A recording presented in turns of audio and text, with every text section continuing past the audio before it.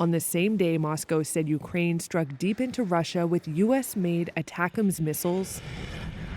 President Vladimir Putin lowered Russia's threshold for a nuclear response to be able to respond to a broader range of conventional attacks. Russia has the world's biggest nuclear arsenal, and Putin is the main decision maker on how to use it. The change was published on the 1,000th day of the war in Ukraine and drew swift rebuke from its president, Volodymyr Zelensky. Especially this day, they presented nuclear weapons strategy. Why? They didn't present peace strategy. Did you hear it?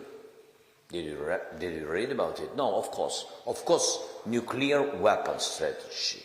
Putin wants war. Speaking in Brazil, Russian Foreign Minister Sergei Lavrov warned against cherry-picking what's in the new doctrine, saying, "I hope this doctrine will be read." The old one said Russia could fight nuclear with nuclear or use nuclear weapons against a conventional attack that threatened its very existence. Analysts say the big change now is that Russia could consider a nuclear strike in response to a conventional attack that posed what it called a critical threat to its sovereignty or territory.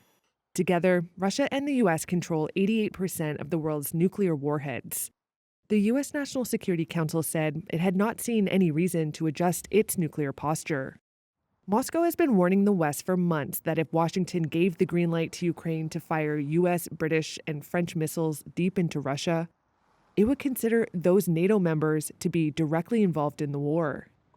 British Prime Minister Keir Starmer spoke to reporters from the G20 in Brazil. There's irresponsible rhetoric coming from Russia, and that is not going to deter our support for Ukraine.